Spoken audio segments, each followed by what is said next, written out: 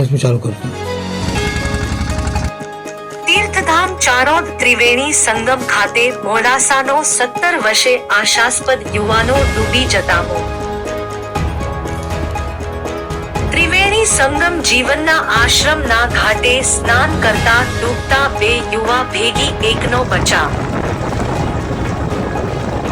અમદાવાદથી ચારોદ ખાતે પિતૃ શ્રાદ્ધ દર્પણ માટે આવી હતો।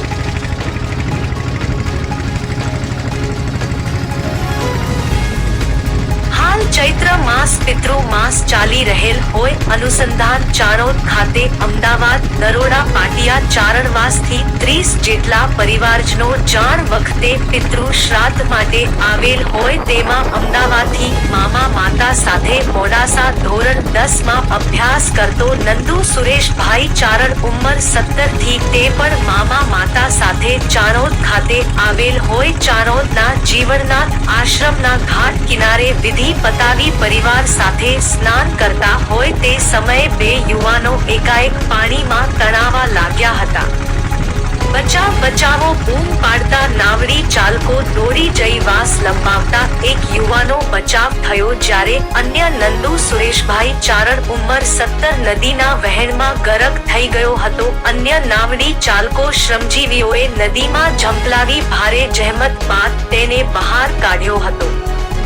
ચારોદ પ્રાથમિક આરોગ્ય કેન્દ્ર લઈ જવાયો હતો જ્યાં તેને તબીબી દ્વારા મૃત જાહેર કરાયો હતો જે ચારોદ પોલીસે આ બાબતે કાયદેસરની કાર્યવાહી આરંભી હતી। ડભોઈ પીએમ માટે લઈ જવાયા હતા ડૂબેલો યુવા ધોરણ 10 માં મોડાસા અભ્યાસ કરતો આશાસ્પદ યુવાન ડૂબી જતા વિધિ કરવા આનંદ સાથે આવેલા ચારણ પરિવારમાં આક્રંદ સાથે માતમ વાયુ। ચારોદના શાકભાજીના વેપારીના ખાતા માંથી 10,000 રૂપિયા જાણ બહાર એટીએમ માંથી ઉપડી ગયા।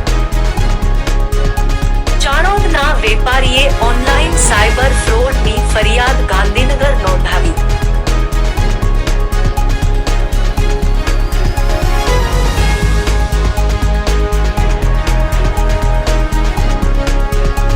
ડભોઈ તાલુકાના તીર્થધામ ચારોદ ખાતે શાકભાજીનો વેપાર કરતા ગાંધી ચંદ્રેશભાઈ રમેશચંદ્રના જણાય પ્રમાણે તારીખ -8 ના રોજ ચારોદ ખાતે શાકભાજીની દુકાને બેઠા હતા ત્યારે તેઓના મોબાઈલ પર સાજ 4.29 કલાકે ટેક્સ મેસેજ દ્વારા તેમના એક્સિસ બેંકના એટીએમ માંથી 10,000 રૂપિયા ઉપડી ગયા હોવાનો મેસેજ આવતા તેમને ઘાસકો પડ્યો। તેમણે આવું કંઈ ટ્રાન્ઝેક્શન કરેલું જ ન હતું જેમાં તેમણે જણાવ્યું કે તેમણે અંકલેશ્વર ખાતે એક્સિસ બેંકમાં 1 વર્ષથી 1.5 વર્ષ પહેલા ખાતું ખોલાવેલ હોય તેમ જ 1 મહિના પહેલા એટીએમ કાર્ડ એક્સિસ બેંકનું લીધેલ હોય કે જેથી તેમના નાણાકીય વ્યવહાર થઈ શકે પણ તેમના જણાવ્યા પ્રમાણે તેમને કોઈ ખાસ એટીએમનો ઉપયોગ કરેલ ના હોય તેમ છતાં તારીખ -8 ના રોજ એક્સિસ બેંકના એટીએમ કાર્ડમાંથી નાણાં ઉપડી ગયા રૂપિયા 10.000 નો મેસેજ આવતા તેમણે આ બાબતે ગાંધીનગર સાયબર પ્રોડક્ટ અંગે ઓનલાઈન ફરિયાદ નોંધાવી હોવાનું જણાવ્યું છે।